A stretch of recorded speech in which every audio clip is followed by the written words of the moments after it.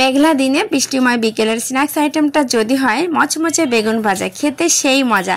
আসসালামু আলাইকুম, কেমন আছেন সবাই? আশা করি সবাই নিশ্চয়ই ভালো আছেন। আলহামদুলিল্লাহ, আপনাদের দোয়ায় আমিও ভালো আছি। আর আজকে সারাদিনের বৃষ্টি শেষে বিকেলের নাস্তায় করেছিলাম মচমচে বেগুনি ভাজা। আর বেগুনি ভাজাটাকে একদম মচমচে এবং সুস্বাদু করতে হলে কিছু টিপস ফলো করতে হবে। আমি আজকের ভিডিওতে সেই টিপসগুলো আপনাদের সাথে শেয়ার করব। আশা করি প্রত্যেকে আমার পুরো ভিডিওটা কন্টিনিউ করবেন। তো এখন আমি বেগুনি করার জন্য 2টা বেগুন নিয়েছি লম্বা সাইজে, সেগুলোকে পাতলা স্লাইস করে কেটে পানিতে ভিজিয়ে রেখেছিলাম কিছুক্ষণ। পানি থেকে তুলে আবার লবণ মেখে রেখে দিলাম। আর এদিকে আমি বেসনটাকে রেডি করে নেব। বেসনটা রেডি করার জন্য পরিমাণ মতো বেসন নিয়েছি আর সাথে সব ধরনের গুঁড়া মশলা দিয়ে দিচ্ছি। প্রথমে লবণ, হলুদ, জিরার গুঁড়া, ধনিয়ার গুঁড়া, মরিচের গুঁড়া এবং গরম মশলার গুঁড়াও দিয়ে দিব। আর সাথে একটা ডিম দিয়ে দিব। ডিমটা অপশনাল, তবে দিলে দারুণ একটা ফ্লেভার পাওয়া যায় আর খেতে সুস্বাদু হয়, ফুলকো ফুলকো বেগুনি তৈরি হয়।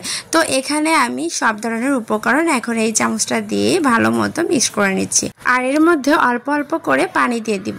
পানি যদি একসাথে বেশি করে দেওয়া হয় তাহলে কিন্তু এই মিশ্রণটা অত বেশি সুন্দর হবে না, মসৃণ হবে না। তো এই জন্যই হচ্ছে অল্প অল্প করে পানি দিয়ে এই মিশ্রণটা খুব সুন্দর মতো মিক্স করে নিব। যখন পারফেক্টভাবে পানির পরিমাণটা দেওয়া হবে তখন আমি এটাকে এই যে আঙ্গুলের সাহায্যে চেক করে নেব। যখন আঙ্গুলে এই বেসনটা লেগে থাকবে তখনই বোঝা যাবে পারফেক্ট বেসনটা রেডি হয়েছে। সব উপকরণ মিক্স করা হয়ে গেলে এখন আমি আঙ্গুল দিয়ে চেক করে দেখছি আঙ্গুলের সাথে এই যে বেসনটা লেগে আছে, তার মানে আমার বেসনটা একেবারে পারফেক্ট রেডি হয়েছে। এই পর্যায়ে সামান্য পরিমাণে বেকিং সোডা দিয়ে দিব। আর এই বেকিং সোডাটা দেওয়ার কারণেই হচ্ছে বেগুনিগুলো অনেকটা সময় মুচমুচে থাকবে। এই তো আমার সব উপকরণ রেডি। এখন এই যে বেগুনগুলো যে লবণে মেখে রেখেছিলাম সেই লবণ মাখা বেগুনিগুলো এই বেসনের মধ্যে চুবিয়ে চুবিয়ে গরম তেলে ডুবিয়ে ডুবিয়ে ভেজে তুলব। অবশ্য বেগুনিগুলো দেওয়ার আগে তেলটাকে ভালো মতো গরম করে নিতে হবে, তাহলে বেগুনিগুলো ভাজতে সুবিধা হবে, উপরে ভেসে আসবে। টকবক করে তেলটা ফুটবে, এই তেলের কারণেই কিন্তু বেগুনিটা উপরে ভাসবে। আর বেগুনগুলো কিন্তু খুব আলতো করে দিতে হবে যাতে করে একটার সাথে একটা লেগে না যায়, তাহলে কিন্তু উল্টাতে গেলে একটার সাথে একটা লেগে বেসনটা আলাদা হয়ে যাওয়ার সম্ভাবনা থাকে। এই কারণে এই কাজটা খুব ধীর স্থিরভাবে করতে হবে। তো আমার যখন সবগুলো বেগুনি এই ফ্রাই প্যানে কভার করে নিচ্ছে তখনই আমি এই যে উল্টে দিচ্ছি।